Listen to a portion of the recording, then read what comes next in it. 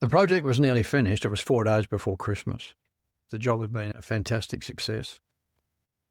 The boom lift was being lowered.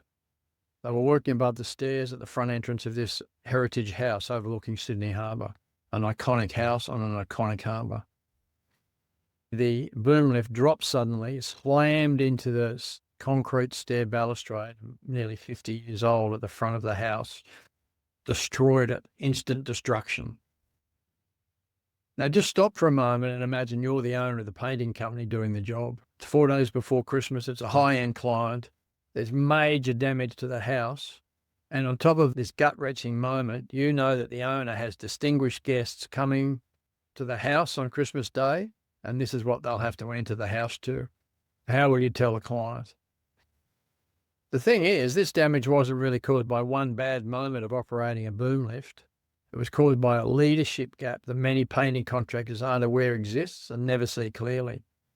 So these guests will arrive to have dinner in this spectacular dining room, distinguished guests, many of whom are well known in the city of Sydney, and the front entry of the house is destroyed. When a painting business grows past where the owner has led before, something has to change. The old ways of making decisions stop working.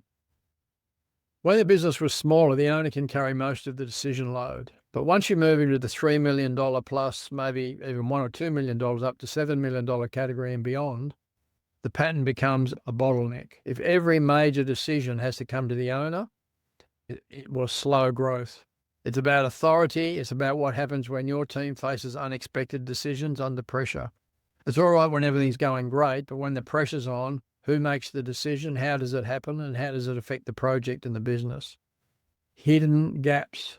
They're in every business, but they're most often in businesses scaling and have never faced the situation before, because we don't know what we don't know. That's a really powerful thing to remember. We don't know what we don't know. So we're operating on past knowledge and past systems, and we've never upskilled in our leadership. A sudden catastrophic drop like this in a job that causes huge destruction in a house is a big issue.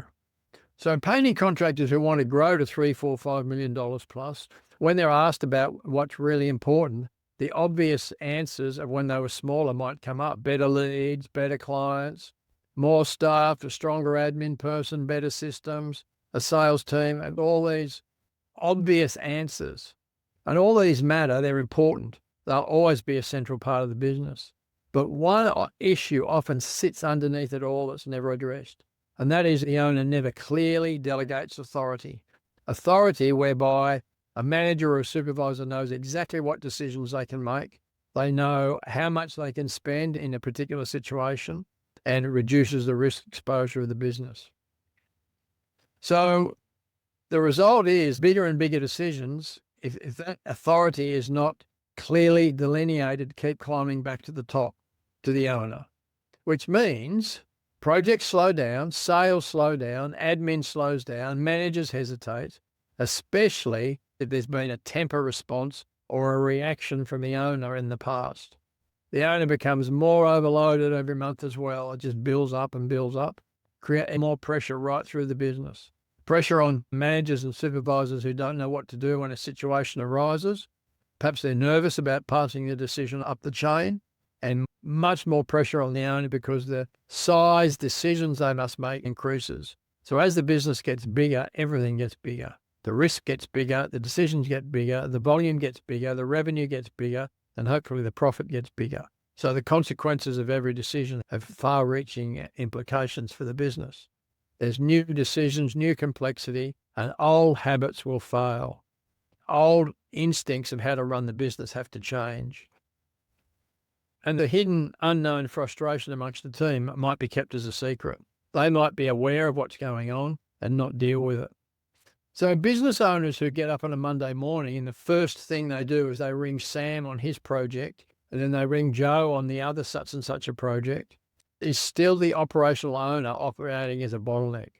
As direct decision makers, it stops them doing research to advance and grow the vision of the business. How do I become a better leader? What skills do I need? Have I ever investigated? Do I know how to negotiate better? Can I invite partners in the business that we can do joint ventures with and expand?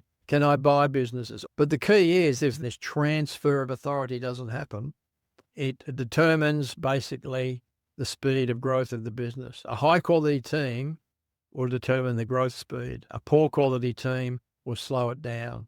So the speed of making on-site project decisions, like an emergency on a project, or a client wants to paint an extra room and it's going to cost an extra $2,000, who signs off on the estimate of the cost of the room, who gives authority because it might extend the length of the project, what can they say to the client? Sales decisions that have a particular aspect that's unusual. Can the sales guy make that decision? Every delay costs revenue. Every delay has an expense. So if revenue is delayed and there's an expense issue, lower revenue and higher expense equals less profit. The team waits, the revenue doesn't stall, it drops. So every time a team member stops to wait for the owner, maybe not completely, but flow is interrupted. Momentum is broken, confidence drops, and people start working more cautiously. So if it is to do with the sale, the potential client might even be lost. So the hidden team issue is the frustration that the team carries when the management, the owner, won't make the decisions they need to make, won't pass down their authority. Nobody says it directly, but they feel it. They feel constrained. They feel second-guessed. They feel like they're responsible for outcomes but not trusted with decisions. If most large or unexpected decisions still come back to the owner, the business hasn't really scaled. The stress will scale. The decision load scales up for the owner, but the business itself hasn't matured the way it needs to. A growing company doesn't just need more people. It needs people who know what they're allowed to decide. So if any project has a 10% either blowout in cost or an additional aspect of the project to be added, who makes that decision? A customer near the end of a sales negotiation asks for something outside the normal scope. Who makes that decision? A project is suddenly one man short and the supervisor must find someone urgently. Who makes that decision? Where do they source them? How do they do it? What are routine decisions and what are exceptional decisions? Who decides? So if the team doesn't know their authority level, they'll talk to each other. Uncertainty increases. Morale dips. It's harder to reverse than to have it in place as growth accelerates. The decision-making speed of a team is a primary determinant of the growth rate of the business. If the team feels disempowered, business growth will slow down. So what do team members need? They need defined limits, specifically decide up to 10% of a project to be added on, clear training in detail, and no fear of consequences. So if a poor decision is made, they won't be sacked, they won't be removed from their position, they'll have the opportunity to discuss it and work it through, learn from it and grow.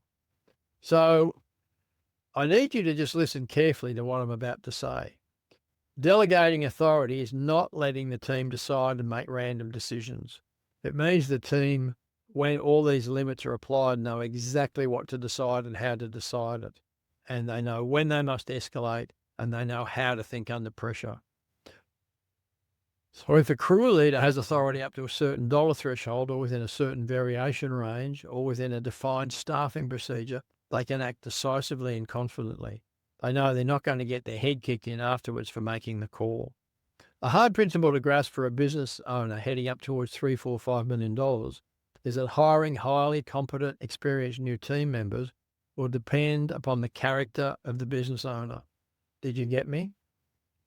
If you interview someone and they perceive your vision is weak, your confidence is poor, you're uncertain, and you need this person to solve it, they will not accept the position. When they come to talk to the business at the interview, they'll feel the problems, they'll feel the weak vision, they'll feel the uncertainty and probably feel, to a degree, the conflict in the business.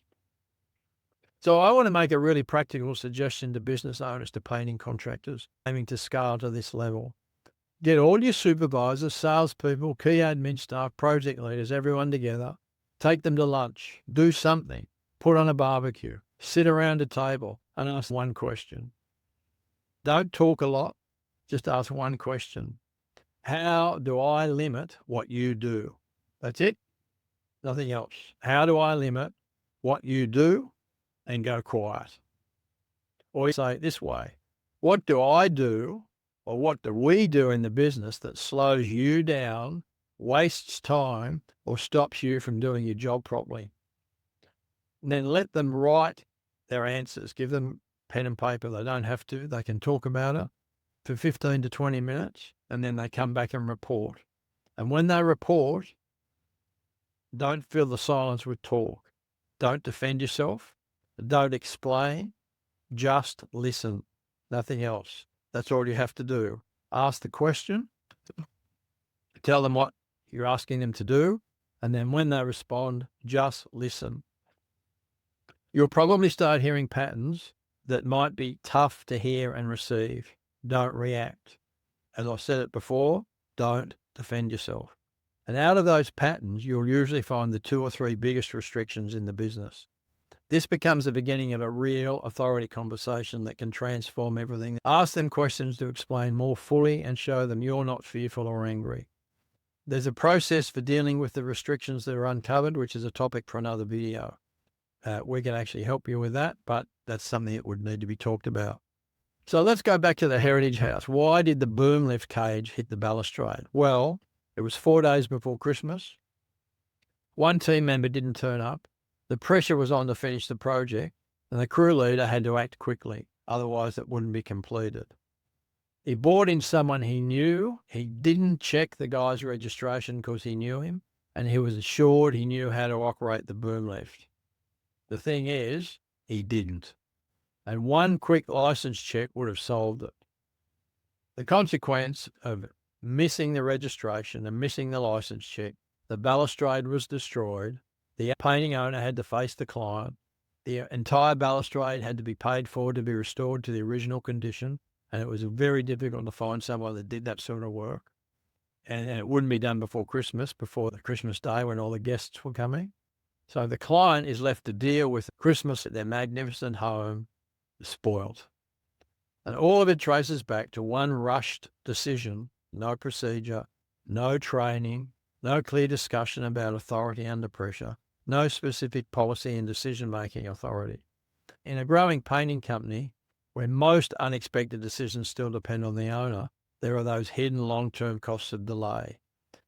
You just can't feel them at the time, nor see them, because unclear authority doesn't just slow growth, it creates frustration and risk. Every time you step into firefighting and rebuilding a mess, your key purpose of building new opportunities is put on hold, and sometimes for an extended period. So ask yourself, where in my business do people wait on me for decisions they should already know how to make? If you can answer that honestly, you're already starting the right leadership conversation to break the pattern. So if you feel you would benefit from 30 minutes to think this through, I want to offer you the opportunity to do our pattern break free AI interview. It's an intuitive interview loaded by us. It's not just a bot or an app that we purchased, we designed it. It knows exactly about painting contractor businesses and everything you face as an owner. It helps contractors unlock some key issues.